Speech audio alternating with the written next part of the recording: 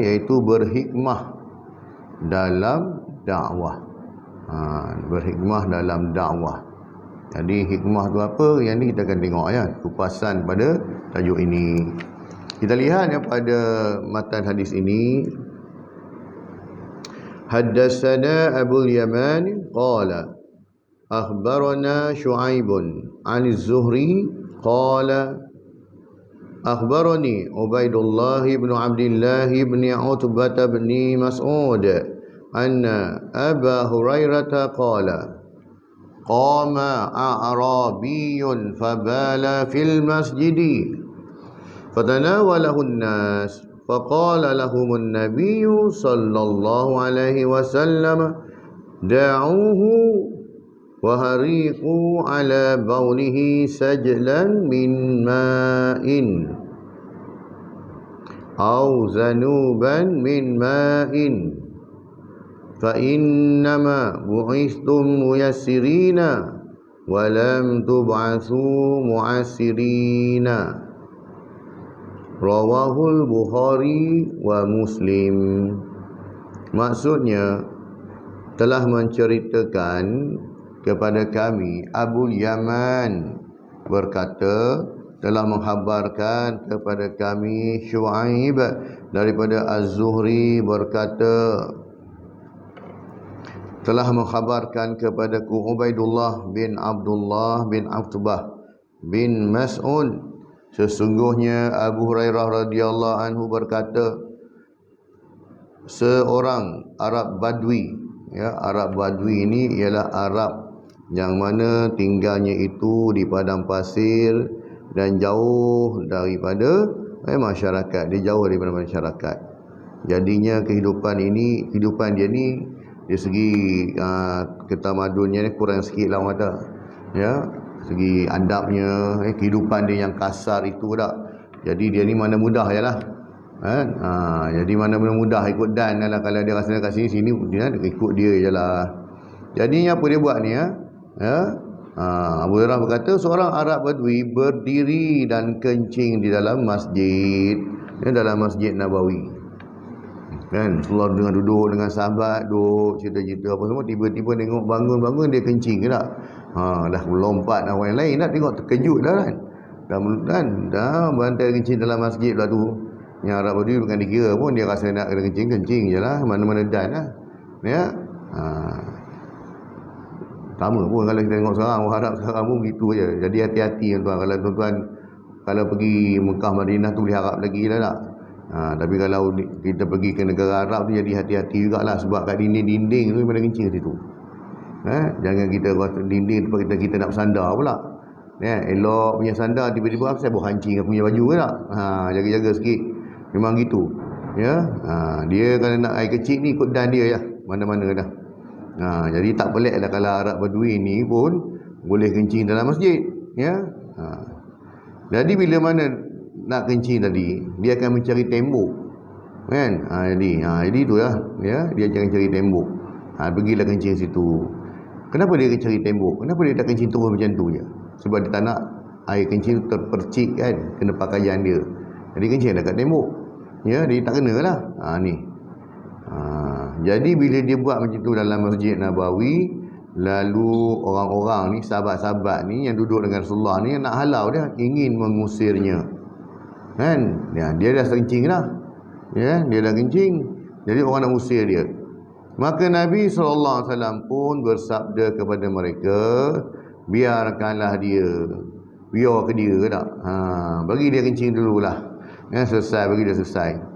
Jadi bila dah selesai kencing dia tu, maka siramlah bekas kencingnya tadi dengan setimba air atau segayung air. Tengok pada keperluan lah kan. Kalau timba tu besar sikit kan, kalau gayung kecil sikit kan.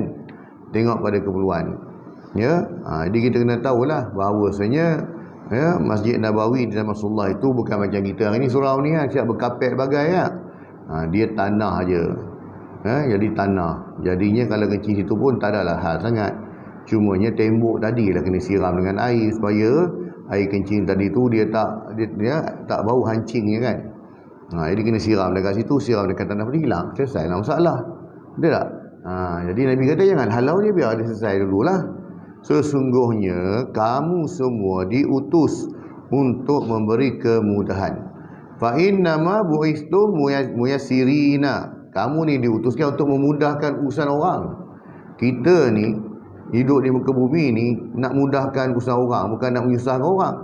Memudahkan urusan. Tu.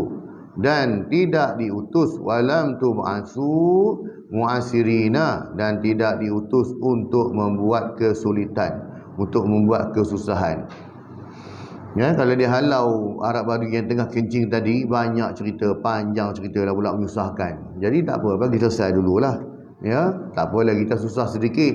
Tapi daripada kita beri mudarat turun pada masjid lah. Di dalam kawasan Masjid Nabawi tu tak apalah, biarlah kawasan tu sajalah terkena air kencing. Hadis riwayat Al-Bukhari, hadis yang ke-220, dan dalam Sahih Muslim hadis yang ke-285. Nak bagi tahunya dalam bab berdakwah ni, dalam keadaan yang kita fikir, macam mana dia boleh sanggup kencing dalam masjid ni? Dia telah menghina agama Islam. Tak? Dia dandan macam tu. Dia telah hina agama Islam terancam lah macam-macam hal tak? Padahal kalau dari sudut dakwahnya itu, tengok siapa dia. Dia ni orang yang jahil, orang yang kurang dalam perkara agama tak?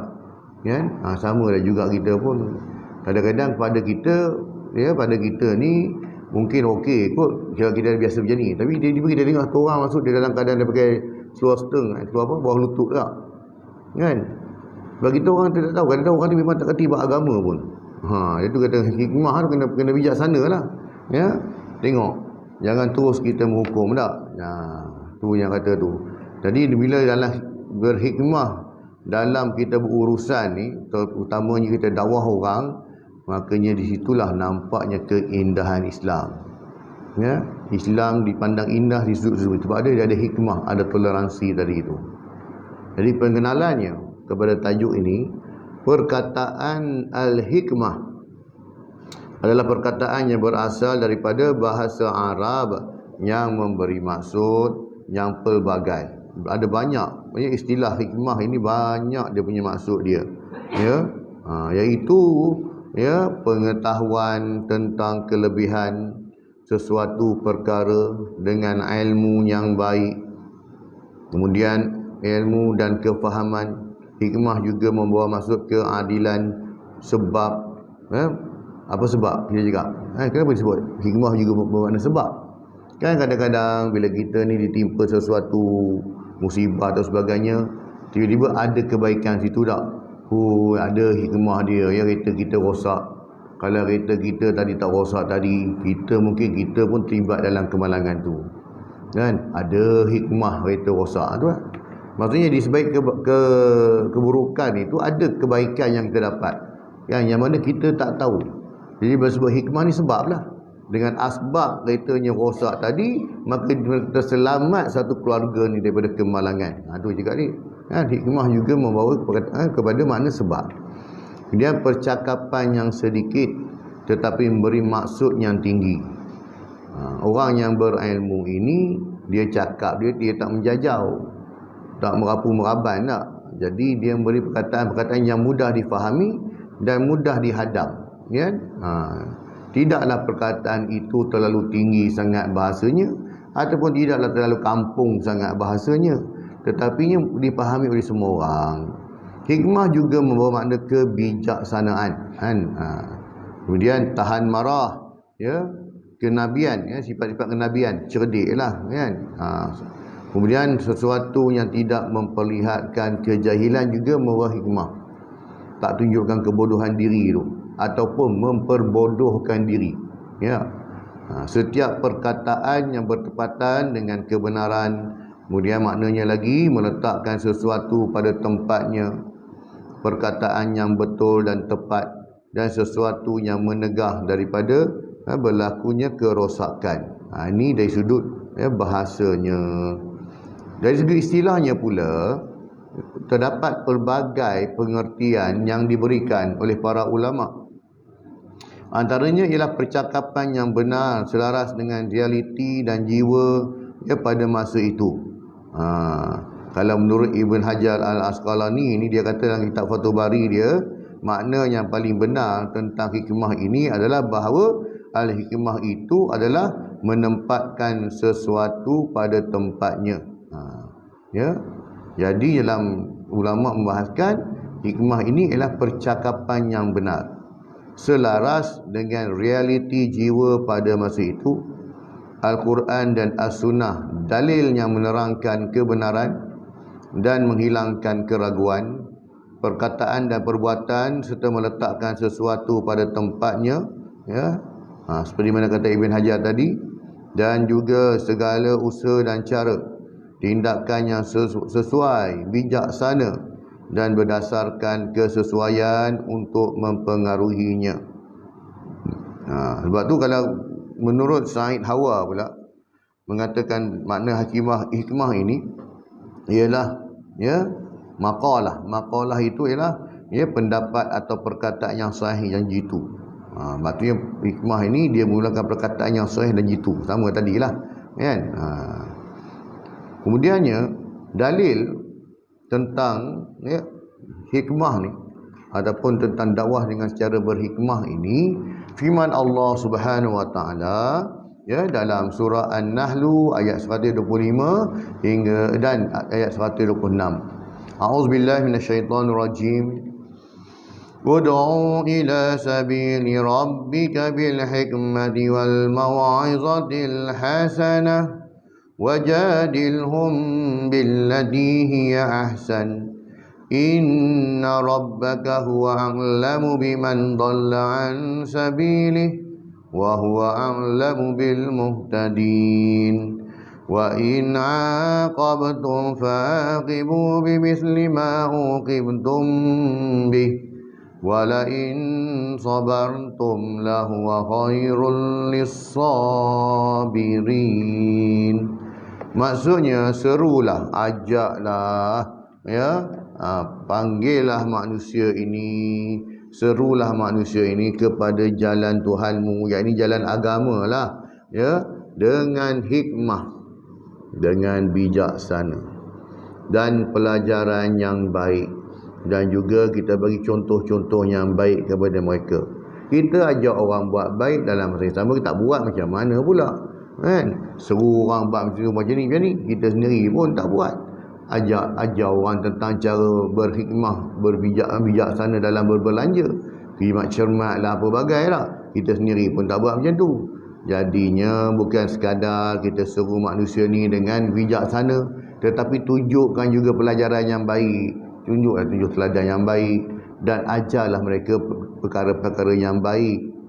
Sekiranya perkara yang kita bawa tadi, perkara yang baik tadi, dia bantah kita punya apa yang kita bawa tadi tu, makanya tak apalah, kan? Bantahlah mereka dengan cara yang baik, maklumkan, bagi tahu dia bahawa cara dia tak betul, apa yang dia buat tu tak betul, dengan cara hikmah, bijaksana, bukan cara menghukum, mengherdik. Tak?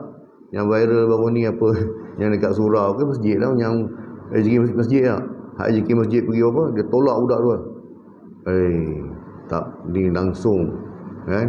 Kalau ada JK itu, kan, tak payah lentik di JK lagi dah, kan? Kalau dia bukan JK tu, bagi sekali tak? Ya, ni yang selalu kita bahaskan dulu lah. Dulu kita selalu yang kita buat dulu lah, masjid kita dulu tahun 80-an 90-an, yang asingkan soft dengan budak-budak ya, kan? Itu sebenarnya pun tak boleh lah tu, ya. Sebab memahami fiqh di sudut jumud, dia kata budak-budak ni tak sunat lagi, bila tak sunat lagi tak boleh campur dengan sahur tua. Tolong cari bagilah dalil.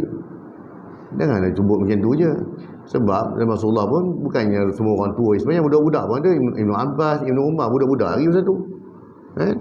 Kata Sayyidina Ali dulu pun masa budak lagi. Jadi tolonglah bagi. Janganlah kita fikir ikut logik fiqh akal. Jangan macam tu. Budak-budak tak sunat lagi, kan? Jadi macam mana tak boleh ni, ya? Kalau kita fikir dalam macam tu, letih, ya? Tak, bukan kira begitu, ya. Jadi bila budak-budak ni dia tak duduk dalam soft dia duduk dalam geng dia saja, itu yang menjadi lompat sana lompat sini, lagi dia tarik kawan tu, dia tarik kawan tu dah. Macam ni, nak tengok surat tarawih tu.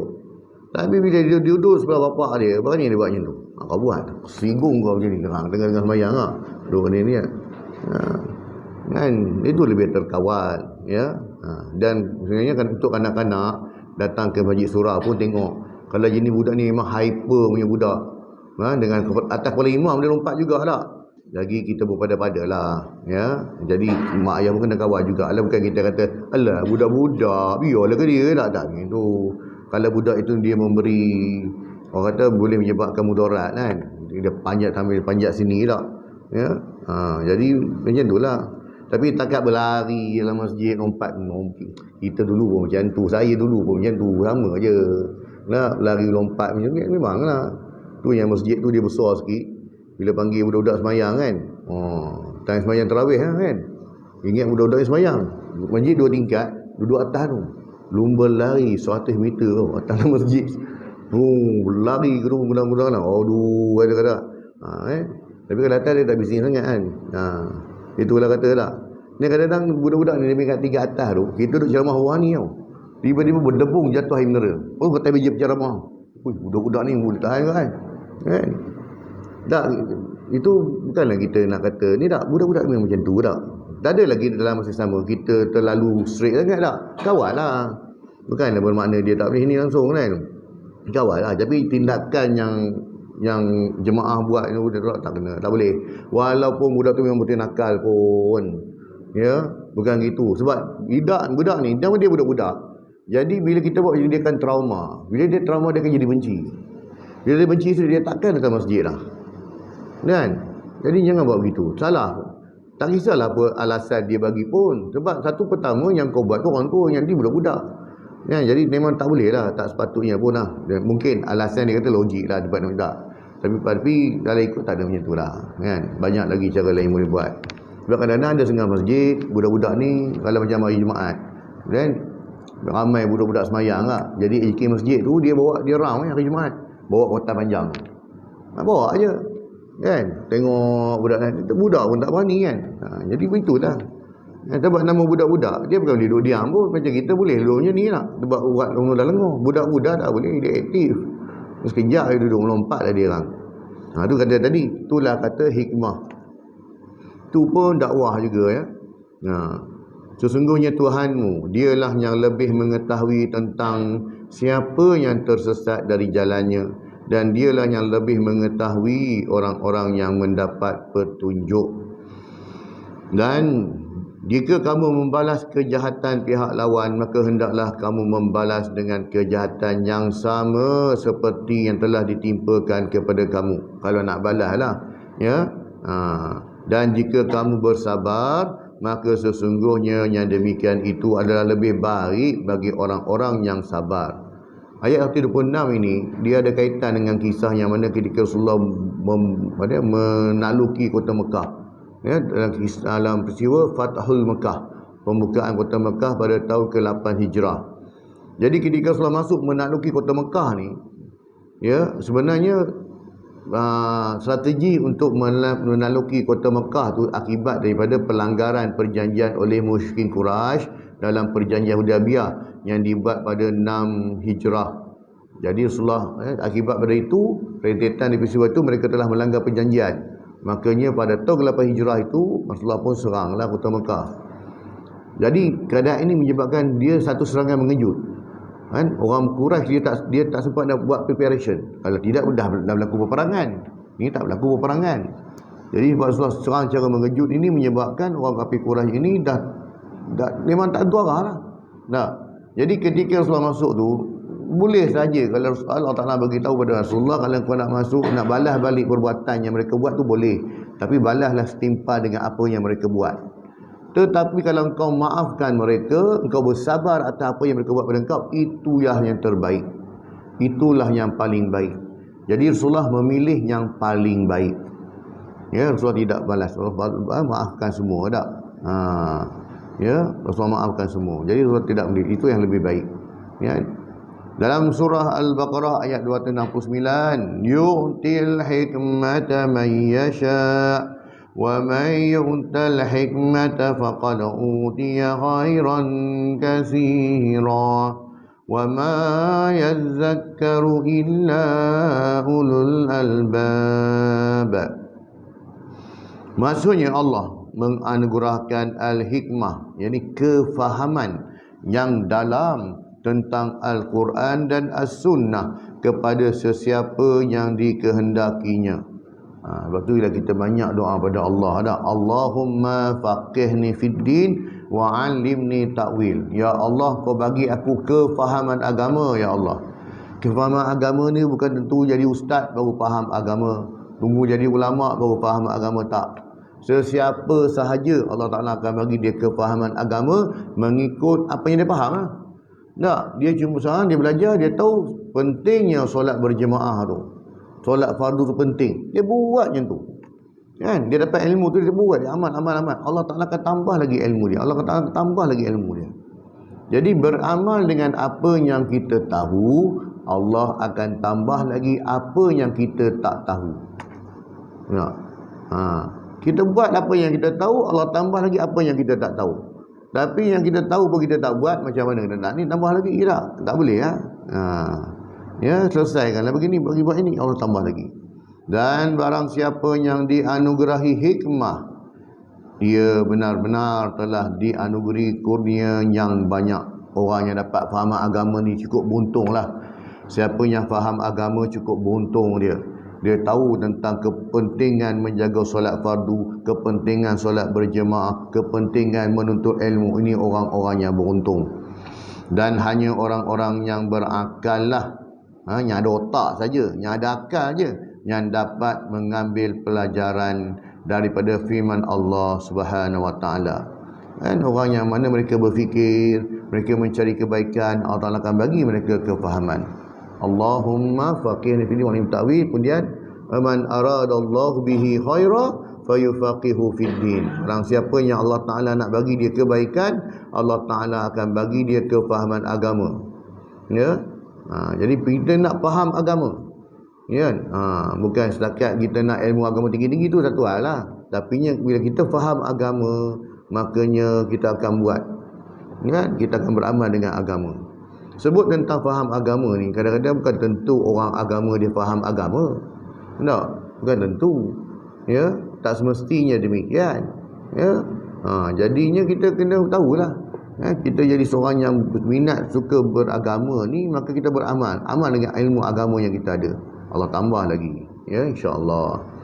Kemudiannya dalam sebuah hadis yang diriwayatkan oleh Abdullah bin Mas'ud radhiyallahu anhu berkata, Rasulullah SAW bersabda, la hasada illa fisnatain, rajulun atahu Allahu malan fasullita ala halakatihi fil haqq, wa rajulun atahu Allahu al-hikmata fahuwa yaghdi biha wa yu'allimuha.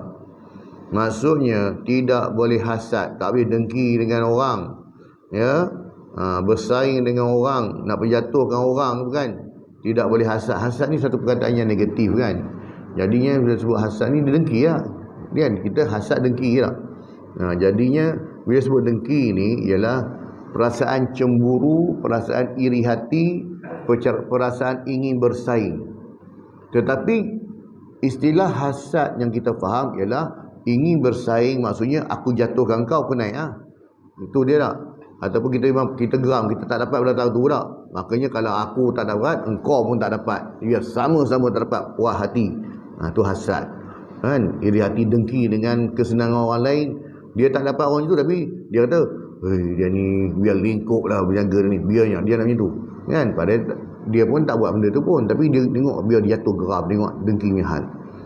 Jadi perasaan hasad ni memang tak boleh, haram. Kecuali dia ada kecuali dua benda ni, ya. Perasaan hasad tu tak boleh ada dalam diri kita, haram, tak boleh ada. Tapi kecuali dalam dua perkara. Tidak boleh hasad dengan maksud bersaing kebaikan kecuali pada dua golongan. Pertamanya, seorang yang diberikan Allah SWT harta, lalu dihabiskannya dengan segera ke jalan kebenaran.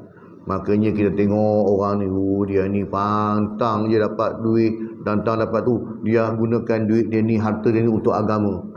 Kan, bagi pada surau, bagi pada anak yatim, tumbang semua. Ya Allah, geramnya aku tengok macam ni kan. Ya Allah, kau bagilah aku lagi kaya pada dia ya Allah, supaya aku lebih dapat menyumbang lebih banyak pada dia ya Allah. Okey ya. Kan? Maksudnya kita doakan, ya Allah kau bagi aku kaya lagi pada dia, supaya aku nak dapat menyumbang lebih lagi dia lagi. Tak?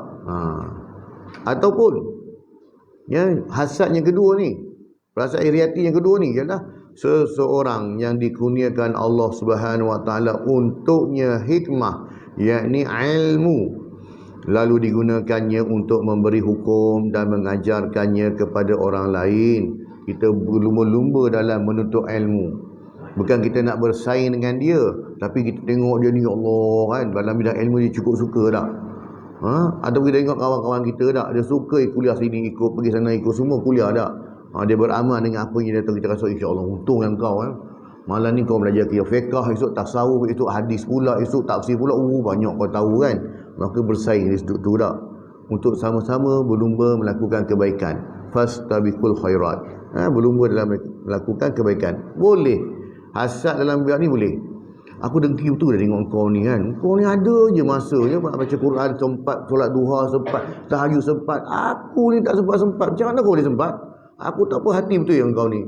Padahal kita sama-sama kerja sama je. Tak. Masa pun sama je 24 jam. Macam mana kau boleh buat lah? Jadi itulah ada hasad yang baik. Hadis riwayat Bukhari, hadis yang ke-73, dan Muslim hadis yang ke-815. Keterangannya tentang dakwah ni lah. Ya. Para pendakwah akan berhadapan dengan pelbagai golongan manusia dari segi latar belakang ilmu dan sikap. Sebab tu bila kita berhadapan dengan orang ataupun ceramah ke siapa pun, makanya kita tengok pada latar belakang masyarakat. Ya kan? Kalau dengan orang kampung, jadi istilahnya demikian. Kalau orang yang akademik, gunanya macam ni. Ya, sebab kalau orang akademik, dia lebih suka dengarkan tentang fakta, hujah, dalil dan sebagainya tak? Kalau dengan orang akademik, dia lebih suka fakta yang kita kutip. Siapa sebut? Ibn Hajar sebut. Siapa sebut? Imam Syafani sebut. Siapa sebut? Bukhari sebut. Ni orang tengok pada latar lah. Ya? Tapi benda ni pun kalau untuk masyarakat kita kena bagi tahu jugalah kan? Sebab hari ni orang boleh akses untuk dapatkan maklumat tu. Jadi tengoklah pendakwah ni, dia bila mana dia akan berhadapan dengan macam-macam golongan. Kepelbagaian ini harus dihadapi dengan cara yang sesuai dengan tahap kecerdasan masyarakat, iklim budaya pemikiran dan sikap mereka. Baru tengok, ya, kena kaji dulu. Bukan semua tempat hantam samborono je tak. Ini merupakan dasar-dasar dakwah yang telah digariskan oleh ajaran Islam, iaitu mengajak manusia meniti jalan kebenaran yang diperintahkan oleh Allah SWT dengan jalan dakwah terbaik yang sesuai dengan keadaan manusia. Syekh Muhammad Abduh berpandangan bahawa seorang pendakwah, dia ni akan menghadapi tiga golongan. Tak? Tiga golongan ini. Ya. Jadi katanya golongan yang pertama ni, ya, bila mana seorang tu berdakwah, ada tiga golongan. Pertamanya golongan cendekiawan, orang cerdik pandai yang dapat berfikir secara kritis dan mendalam, cepat dapat menangkap sesuatu persoalan. Mereka ini harus didakwah dengan berhikmah, iaitu dengan alasan, dalil dan hujah yang dapat diterima oleh kekuatan akal mereka. Dalam peristiwa Isra dan Mi'raj, ketika Rasulullah balik daripada Isra dan Mi'raj tersebut, maka pagi itu, ringkaskan ceritanya, Rasulullah pun bercakap depan penduduk Mekah tentang apa yang baginda alami semalam. Ya, ni bulan Rejab ni kan, tak lama lagi dah. Ya, orang dah sibuk dengan Isra dan Mi'raj tak. Jadinya dalam peristiwa tersebut, makanya panggil semua macam-macam golongan datang. Itu selalu cerita-cerita itu. Jadi golongan cendekiawan ni, orang rahib-rahib ni, padri-padri ni, pendeta-pendeta ni orang cerdik. Ya? Kita panggil ulama lah. Kalau kita panggil ulama lah. Ya? Jadinya pendeta ni, dia orang dengar dulu. Dan dia tak terus terima bulat-bulat. dia tapis dulu. Dia akan argue balik. Dia akan uji balik. Kita panggil apa? Kalau satu penyataan itu, dia akan diuji dulu. Okey, kau cakap tadi Muhammad, engkau pergi ke mana? Ke Baitul Maqdis betul tak? Semalam kan? Okey. Lepas isyak tak? Kalau ikut logiknya memang tak logik lah. Sebab perjalanan untuk sampai ke Baitul Maqdis lebih kurang sebulan. Kalau naik unta. Jadi memang tak logik lah macam tu. Okey, tak apa. Tak apa. Kalau betul lah engkau ni pergi ke Baitul Maqdis, ya, sebab mereka tahu, mereka kenal Rasulullah. Rasulullah tak dah sampai pun Baitul Maqdis. Yang Rasul sampai pun ke Syria, Syam. Baitul Maqdis sini, Syam ke sini. Jadi memang tak jumpa jalan lah. Bukan dekat-dekat pula tu. Kan? Palestin negeri lain, Syam negeri lain, Syria negeri lain. Mana sama? Nah, ibarat kita ni nak pergi ke Kedah dengan pergi ke Kelantan. Mana sama? Jalan pun berbeza. Walaupun mungkin kedudukan lebih kurang sama tak? Tak logik lah. Okey, tak apalah. Tapi sebab engkau kata engkau pergi semalam kan? Okey. Cuba kau cerita pada kami. Kan? Baitul Maqdis tu macam mana rupa Masjid Al-Aqsa? Kau bagi tahu kami. Tu betul uji. Kan? Jadi Rasulullah pula bukanlah kerja Nabi.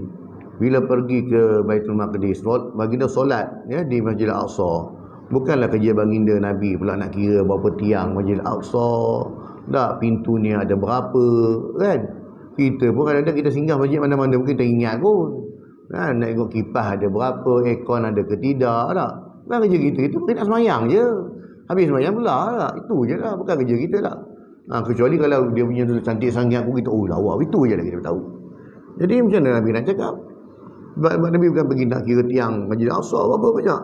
Jadinya Allah hadirkan gambaran Masjid Al-Aqsa di hadapan Nabi. Nabi boleh cerita dengan detail. Yang menyebabkan mereka pun terkejut. Dia cakap ni betul lah. Sebab ada dalam kalangan mereka yang memang pernah pergi ke Masjid Baitul Maqdis, memang pernah pergi ke Masjid Al-Aqsa, memang tahu rupa bentuk Masjid Al-Aqsa macam mana, dan Nabi boleh ceritakan macam tu. Sedangkan mereka tahu Nabi tak pernah sampai tempat tu. Dulu bukan ada WhatsApp tuan-tuan, boleh Google lah, boleh kan, mana ada maklumat macam tu dulu. Jadi bila dengar ni, mustahil dia nak bohong. Tak, bukan semua orang senang. Sebab kalau zaman dulu pun, apa tujuan nak pergi Baitul Maqdis? Dulu orang Arab pergi ke Syam, Syria nak berdagang, nak pergi berniaga. Jadi tak ada sebab nak pergi Baitul Maqdis. Sebab Baitul Maqdis bukan tempat perniagaan. Tempat berniaga ni di Syam, di Syria. Jadi tak ada kepentingan. Jadi bila begitu, betul lah. Jadi ini, bila mana Rasul cerita, orang yang cendekiawan ni dia akan fikir. Kan? Rupanya faktanya buat Nabi tu betul. Dia tak bohong. Kan? Maka mereka terima fakta ni. Ini golongan pertama. Yang keduanya, golongan orang awam. Kebanyakannya belum dapat berfikir secara kritis dan belum dapat menangkap pengertian yang tinggi-tinggi. Mereka hendaklah didakwah dengan cara memberi nasihat dan pengajaran yang baik, iaitu melalui pendidikan yang baik dan mudah difahami. Dalam prinsip tersebut juga orang awam yang pada mereka ni, dan mana logik tak? Jadi mereka tak ada masalah, tapi tolak lah. Mana boleh kita sampai dalam keadaan macam tu tak?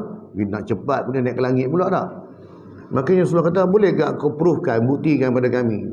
Tadi kau cakap tadi mungkin kebetulan tak? Cuba kau bukti pada kami betul-betul. Ada tak kau siapa-siapa jadi saksi yang kau ni pergi sana macam tu tak?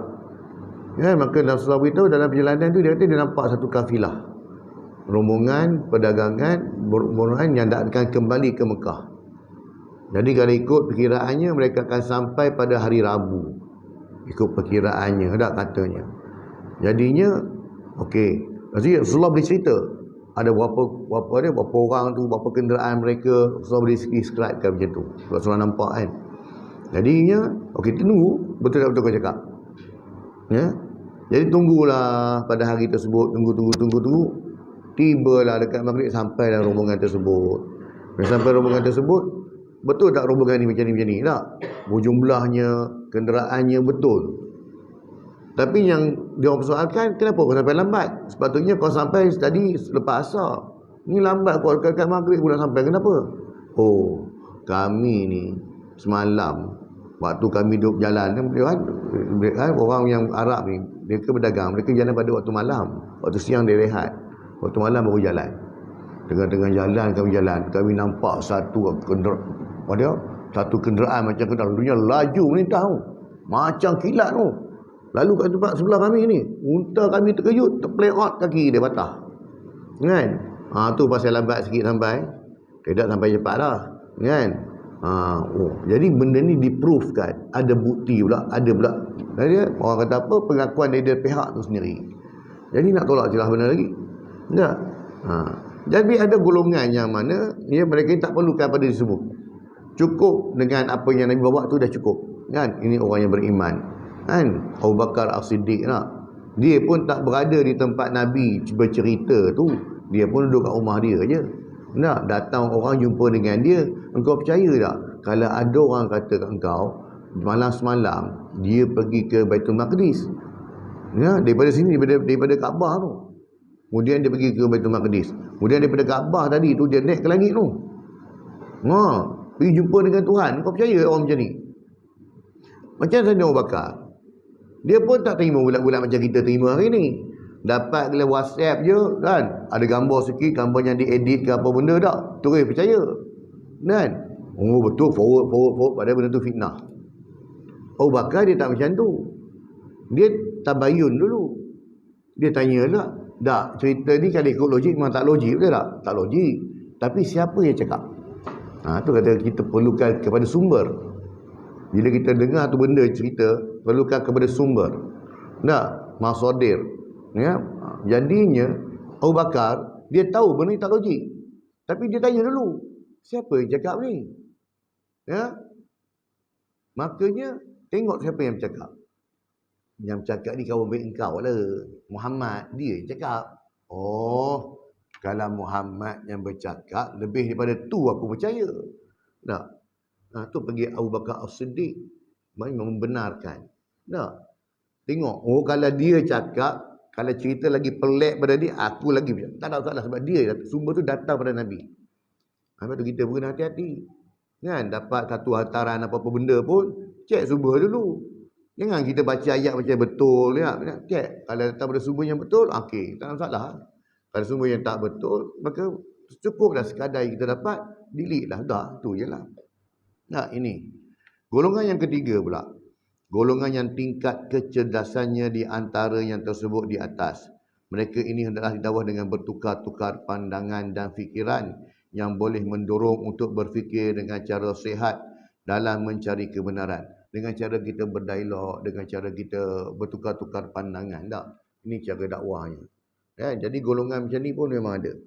Ya, kadang-kadang golongan yang begini pengetahuannya lebih rendah pada kita tak? Tapi kita kena terangkan dengan cara yang baik. Oleh itu, dakwah yang berkesan adalah mengikut keadaan orang yang didakwahnya. Enggak, kalau jumpa dengan orang yang minat bola sepak, cerita pasal bola sepak. Kan? Malaysia lawan Korea hari tu tak? Ya? Walaupun Malaysia kalah tak apalah. Tapi sekurang-kurangnya ranking Malaysia kan dah jadi baik daripada 136 jadi 132 tak? Walaupun demikian, Malaysia ni kali pertama dapat menjejakkan kaki ke ASEAN Football lah. Okeylah. Kurang-kurang ada knowledge. Kan? Jadi kita jumpa seorang bukan yang kita semestinya pakar dalam bidang tersebut. Tetapi cukup sekadar kita tahu je. Ambil tahu. Cakna tak? Bukan yang kata bila seorang berdakwah tu, baik ustaz ke apa ke, bola. Saya bola saya tak minat. Harap. Putih lah. Kan? Main keluar hukum selalu dah. Kan? Letih macam tu tak? Kan? Kalau Nabi kena dakwah macam tu, orang tak masuk Islam lah. Kan? Tak masuk Islam. Kan? Jadinya itulah kata tadi, dakwah ni dia lebih banyak tolerance, lebih banyak toleransi. Sebab tu dalam dakwah ni kadang-kadang hukum tu pun kadang-kadang boleh, dakwah tu atas kepentingan dakwah. Menyebabkan hukum tu kadang-kadang dia pun boleh, ada orang kata apa, boleh mendahului dakwah dulu atas dasar dakwah tadi. Ya. Jadi itulah kata tadi, sebut dakwah ni maka ni dia cukup konteks yang luas. Ya, dakwah itu bukan sekadar kita bercakap, dakwah juga tunjukkan perangai yang baik. Ya, dakwah juga ialah tunjuk penampilan diri yang baik. Ini kita akan tengok nanti. Dalam konteks dakwah, Allah SWT telah menjelaskan hikmah dalam beberapa makna mengikut kondisi keadaan yang berlaku. Antaranya hikmah dalam erti kemampuan memilih waktu yang sesuai. Ya, bila harus berbicara dan bila harus diam. Ya, dalam keadaan hari ini, teknologi hari ini, dengan sosial media hari ini, kan, dakwah ni dia lebih luas. Bukan ikut waktu, ikut dannya. Tak, ikut pada orang. Kadang-kadang orang dia cakap tentang agama ni pukul 12 tengah malam. Pukul 1 pagi pun ada juga. Orang layannya. Kan? Terutama dalam TikTok tuan. Cuba tuan masuk TikTok tengok kan. Oh. Ada dah pukul 11 malam pun ada lagi kuliah. Live, buat live. Kan? Ada. Jadi orang kata masa tu lebih luas lah untuk orang kita berdakwah ni tak. Jadinya hari ni berubah. Jadi dakwah tu bukan lagi khusus pada tempat-tempat tertentu, tapi dalam setiap keadaan. Dan kita gunakan medium TikTok, medium Facebook, apa lagi YouTube, apa lagi barang semua tak guna. Ya. Macam saya guna ceramah, rakam ceramah ni masuk upload dalam YouTube. Kan? Jadi siapa-siapa boleh tengok. Boleh tengok, boleh ikuti pun tak ada masalah. Kan? Kita kumpul balik. Sebab apa fikir-fikir balik tak? Kita kuliah bila tak ada rakam macam ni.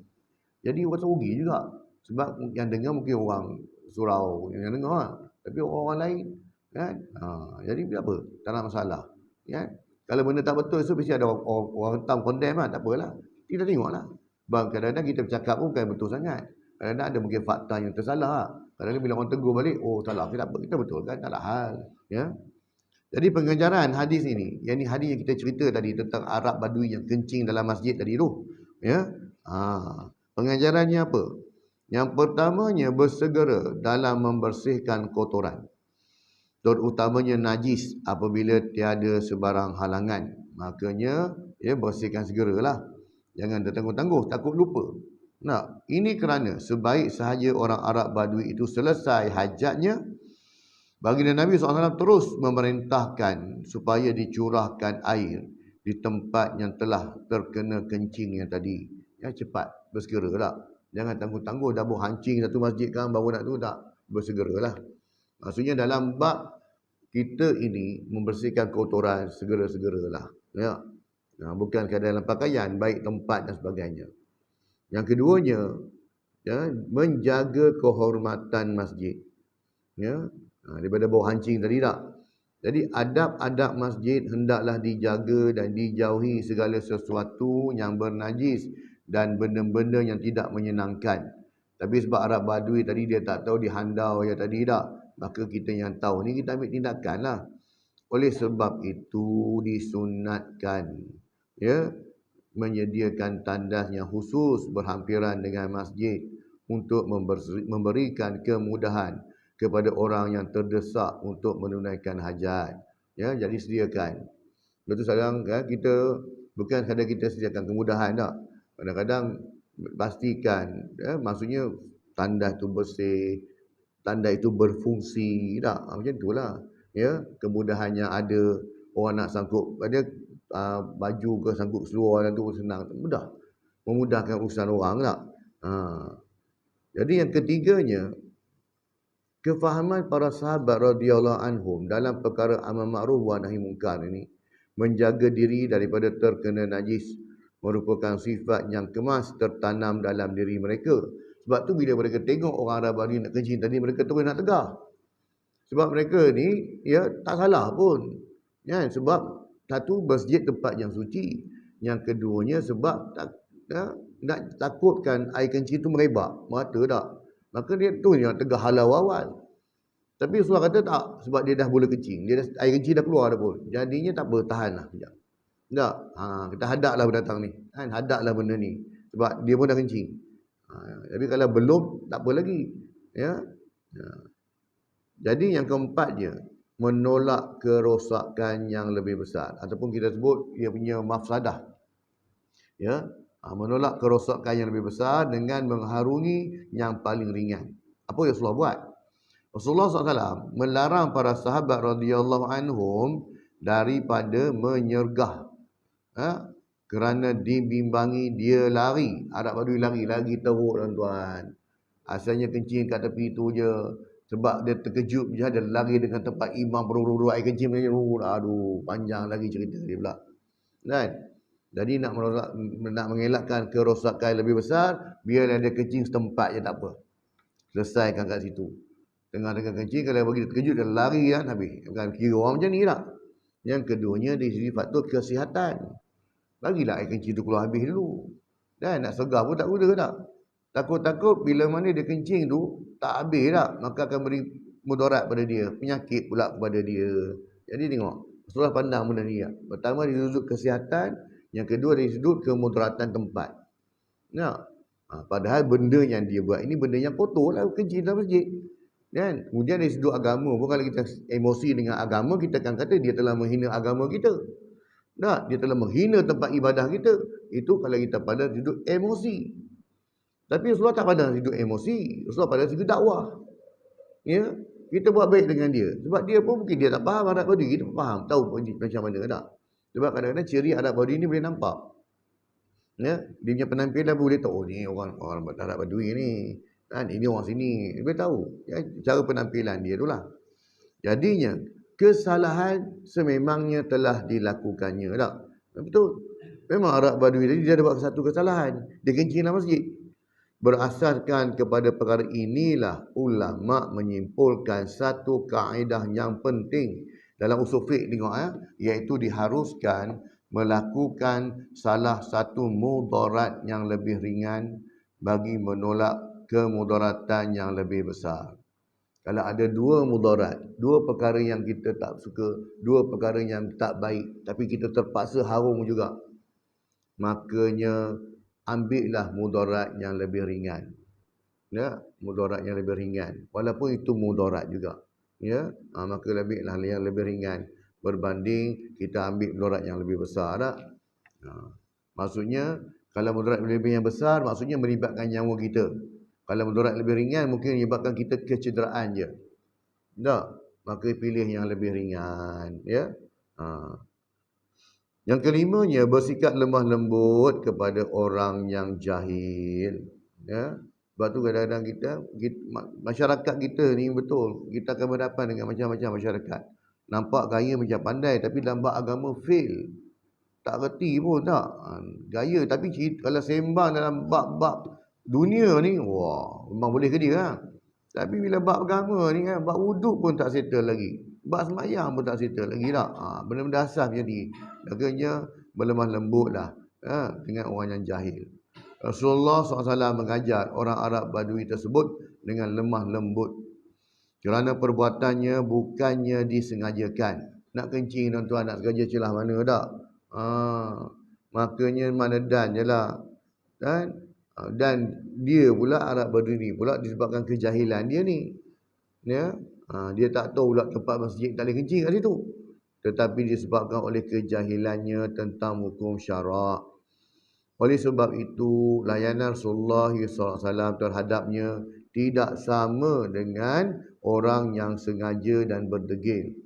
Sebab itulah hukuman orang-orang alim yang tidak mengamalkan agama dengan orang-orang jahil yang tidak mengamalkan agama, beza, tak sama. Orang alim ni api dia panas lagi banding dengan orang jahil tak. Selamat aku, nasib baik aku lah, ilmu agama tak tinggi sangat tak. Bukan. Maksudnya ialah orang alim yang mana dia ada ilmu tentang sebut dan dia tak beramal, dia langgar pula ilmu yang dia tahu, itu yang kena double tu. Ya. Adapun orang jahil, dia tetap berdosa juga, sama aje. Kalau kena neraka juga. Cuma api dia beza sikitlah. Kan? Jadi itulah. Ya. Adapun itu kita pandang dari sudut negatif.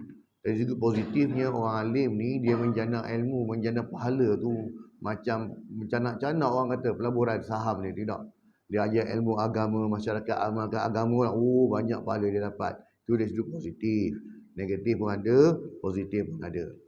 Yang keenamnya, hidup berjauhan dari kota sebagai faktor kejahilan. Ya, sebab susah nak akses dengan maklumat. Tapi hari ini kita mudah untuk akses dengan maklumat. Ya. Hadis ini menunjukkan bahawa orang Arab Badui yang berada berjauhan dari kota kurang terdedah kepada ilmu, sementara tingkah lakunya pula tidak menggambarkan adab dan disiplin. Oleh sebab itu, ilmu sepatutnya disebarluaskan hingga keluar bandar, supaya masyarakat di sana terdedah kepada cara hidup yang beradab dan berdisiplin. Kesan berhikmah dalam dakwah ini, untuk mendapatkan keberkesanan dakwah secara berhikmah, beberapa faktor telah dikenal pasti perlu ada pada setiap pendakwah bagi menarik perhatian mad'u. Bukan madu, mad'u, yakni orang yang didakwah ataupun sasarannya. Apa dia? Yang pertamanya, faktor pendakwah tersebut. Ya, kalau pendakwah itu bercakap dengan keras, bercakap dengan cara menghukum, bercakap dengan cara menghina, makanya orang akan jauhi dia. Tak? Kalau lebih kadang-kadang pelik kan, masyarakat ni dia suka pula orang macam ni kan. Jadinya tak, pendakwah yang sebenar untuk tarik orang dekat dengan agama ialah faktornya itu dia dapat yang orang boleh terima keadaannya itu kan. Bila orang tengok dia, orang teringin nak belajar agama lagi. Pendakwah merupakan faktor pertama yang dapat menarik perhatian sasaran. Ini kerana pendakwah adalah orang yang bertanggungjawab dalam menyampaikan risalah kepada manusia dan merangsang manusia supaya menerima Islam yang disampaikan. Sebab tu kata tadi tak, seorang pendakwah itu dia kena buat dengan apa yang dia cakap. Ya ayyuhallazina amanu lima taquluna ma la taf'alun. Dalam surah As-Saff sebut, wahai orang-orang yang beriman, kenapa kamu cakap sedangkan kamu tak buat? Kabura maqtan indallahi an taqulu ma la taf'alun. Amat besar kemurkaan Allah bagi orang yang dia bercakap tapi dia tak buat. Maksud dia tak buat ialah dia sengaja tak nak buat. Aku cakap je kan. Dia orang buat, aku tak buat. Itu yang kena. Ya. Bukan sebab dia tak buat sebab ada halangan tertentu tak. Contoh tak? Contoh bersedekah. Tuan-tuan yang dia cerita depan orang kaya-kaya ni. Tuan-tuan sedekah 100,000 ringgit tuan-tuan untuk bangun untuk Islam. Macam ni yang buat dah. Dia RM10 pun tak ada tak. Tapi dia cakap suruh buat macam tu tak. Orang yang buat tu dia dapat pahala. Bukan dia tak boleh nak buat. Sebab dia tak mampu nak buat. Mana aku nak cakap 100,000 kan. Jadinya, ya, tengok. Ya, kalau dia sengaja, dia cakap, dia sengaja tak nak buat benda tu sebab ada kepentingan. Kenalah. Terkenalah pada ayat ni. Yang keduanya, faktor mesej yang ingin disampaikan. Ya, Islam amat mementingkan mesej yang ingin disampaikan agar ia dapat disampaikan seluas mungkin dengan cara yang menarik dan berkesan. Ini bermaksud apa yang disebutkan dalam Al-Quran dan As-Sunnah itu adalah membawa kepada mesej dakwah. Ya, kalau kita target untuk seru tentang kempen untuk solat berjemaah, solat fardu tak, waktu kan tekankan tentang mesej tersebut. Sebab tu kata, kadang-kadang cerita tentang, kadang-kadang ustaz-ustaz pendakwah ni cerita pun tentang rukun Islam, rukun iman tak. Tapi kenapa orang suka ustaz tu cakap? Kenapa ustaz ni cakap ni kurang-kurang sikit kan? Cara sampai, faktor penampilan tadi tu, semua dia main peranan. Ya. Benda itu sampaikan dengan baik, tetapi kalau cara sampai tak betul. Nak ajak orang datang ke surau masjid tu dah bagus, cara ajak tak betul. Kau tak mari ni semua muka-muka ahli neraka ni tak. Agak-agak orang nak mari tak. Belum apa-apa lagi dah. Ini semua muka ahli neraka ni. Bukan berarti time maghrib kat mana tak. Baik. Mesej sama. Nak ajak orang mari ke surau. Ajak orang masjid. Tapi cara tak betul. Ya? Itu kata tadi. Ya? Jadi macam untuk bulan Ramadan ni kempen lah. Hantarlah flyer ke rumah-rumah dan taman ni tak. Kempen datang ke surau jemaah apa semua. Bagi penuh surau. Limpah ruah pun tak apa tak. Kempen. Ya. Kemudiannya yang ketiganya faktor gaya persembahan mesej, cara sampai, bahasa yang digunakan, intonasi bahasa yang digunakan. Gaya persembahan mesej dakwah yang disampaikan merupakan antara salah satu faktor yang dapat menarik dan memikat jiwa sasaran apabila dipersembahkan dengan baik dan bersesuaian dengan keadaan mereka. Ya, itu penting. Cara nak tackle tu tak. Kalau musim bola, cerita pasal bola. Kan? Esok kalau musim dekat Ramadan, cerita pasal Ramadan. Ya. Yang keempatnya faktor masa dan situasi. Salah satu faktor yang penting dalam dakwah bagi menarik perhatian sasaran supaya mereka menerima ajaran Islam yang disampaikan ialah faktor masa dan situasi yang sesuai agar mesej dakwah dapat disampaikan dan diterima dengan baik. Lepas tu kadang-kadang sekarang jabatan, ya, dia khususkan hari tertentu, dia panggil semua staf dia mari duduk sini, dia panggil dah ustaz-ustaz selebriti ke, ustaz-ustaz tu mari cerita, sampaikan mesej pada staf-staf dia. Okey ya. Kan? Ikut pada waktu, masa dan keadaan tak. Jadi bila dia ambil masa tu, kan, dia luangkan masa sekejap, waktu rehat antara pukul 1 sampai pukul 2 katakan. Semua kena duduk sini tak. Makanan disediakan semua tak. Okey ya. Kan? Jadi gitulah, kan? Bila masa dakwah ini tengok juga pada faktor, kan? Tengok keadaan. Kita boleh faham kalau orang tengok kita cakap orang dia muat 3-4 kali, kalau tak faham juga tak tahulah. Adapun kita duduk tengah ceramah sedap, kita seorang kita sedap kan. Orang duduk macam ni, kan, buat macam ni, ada orang bilang sana penenjang, faham-fahamlah. Ya. Tak faham juga tak tahu. Ustaz ni dah pukul 9 lebih dah, ustaz agak-agak lah sikit ustaz. Drama dah start dah ni, berita baru habis. Aduh, alah malam ni episod akhir pula. Dia boleh pula tarik sampai pukul 9 lebih kan. Jadi kena faham-faham lah. Jadi kita pun dah masuk dalam bab kesimpulan lah. Kan, tidak beraban lagi lah. Nah, yang pertamanya, pendakwah yang bijaksana adalah mereka yang mampu mengetahui bilakah masanya dia perlu berlemah lembut, siapakah orang yang dia perlu bertegas, dan bagaimanakah bentuk penyampaiannya mengikut perkiraan yang ada. Kesimpulan yang kedua, pelaksanaan dakwah yang penuh hikmah itu, pendakwah perlu mempunyai ilmu. Itu ada tadi. Ya, pendakwah perlu ilmu. Bukan dia menjajah meraban sini tak.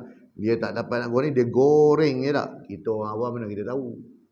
Tu kadang-kadang kita risau. Bila dia meraban, takut benda yang dia keluar tu salah. Fatwa yang dia keluar tu salah. Pandangan dia keluar tu salah. Tak? Sebab dia tak ada persiapan ilmu tak. Kebijaksanaan, kesabaran, keadilan, lemah lembut, kefahaman, kebenaran dan pengalaman. Ni pendakwah kena ada ni sebagai asas untuk membuat sesuatu keputusan yang bersesuaian dan tepat dengan keadaan sasaran. Kita tak adalah kita kata pendakwah tu dia boleh keluarkan fatwa. Yang keluarkan fatwa tu mufti. Tetapi bila pendakwah ni, ustaz ini, dia keluarkan satu pandangan ataupun hukum yang mana tidak tepat. Tak, jadinya ini yang akan beri kesan pada masyarakat. Kan? Ataupun dia kata tak apa, nanti soalan ni saya agak saya kena balik kena baca dulu lah. Saya kena kaji dulu lah. Nanti minggu depan saya bagi tahu. Okey, selamat juga. Ya. Kalau jadi kata saya rasa boleh. Ni betul lah. Sebab dia bila cakap agama dia tak atas rasa, dia atas dalil. Ya. Jadi bila atas dalil tu, dalil pun kena faham. Pendalilan tuan-tuan, panjang kita kalau bab ni tuan-tuan. Kan? Jadi bukan mudah nak cakap depan-depan macam ni. Ya. Yang ketiganya, hikmah dalam berdakwah juga berarti dakwah harus sesuai dengan realiti setempat. Dakwah mesti membumi di mana tempat ia berpijak. Maksudnya mesti realiti. Kita ni bukan cerita Islam ni seolah-olah diawangkan. Kan? Nak kembalikan Islam seperti zaman Khalifah Harun al-Rashid. Macam mana kau tak nak pergi? Kau dengar je tak bagaimana suasana ketiga itu tak? Tuan-tuan, no. Zaman Harun al-Rashid tuan-tuan, tidak ada lagi orang yang layak menerima zakat tuan-tuan. Jadi kita nak, iyalah. Kan? Bagaimana tu? Jadi janganlah terlalu diawangan, berpijak pada realiti. Saya ingat tiga kawan saya dulu, masa mengaji dulu lah. Bab-bab ni kan, sebelum akhir lah. Dia orang ni terlalu realistik sangat tau. Seolah balik Malaysia ni, orang Islam ni dah macam sama level dengan dia. Jadi senang nak buat dakwah, senang nak ni tak.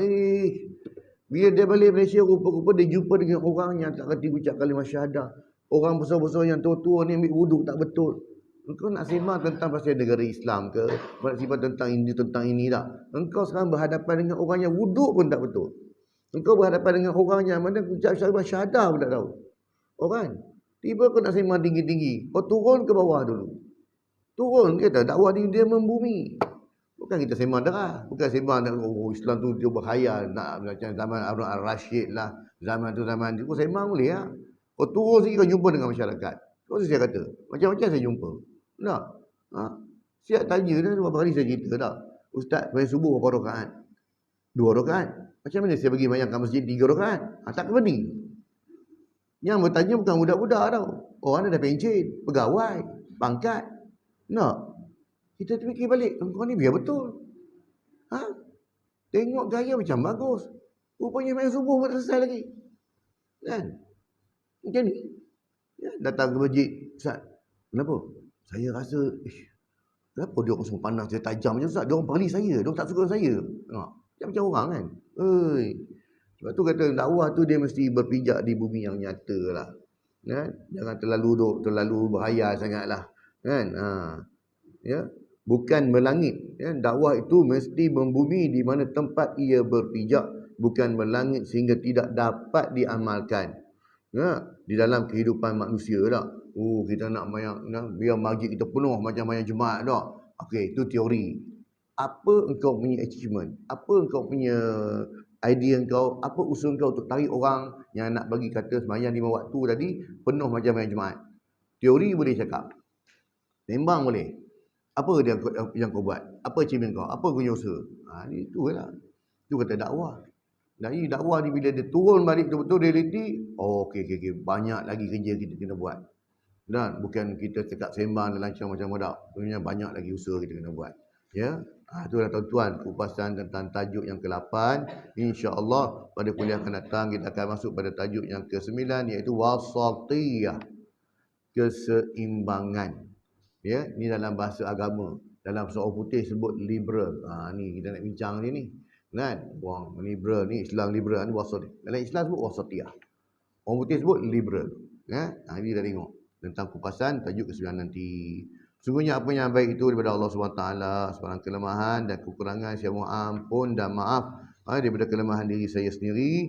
Ya, semoga Allah Ta'ala kurniakan kepada kita kefahaman dan juga kekuatan untuk kita amal dan sampaikan insya-Allah.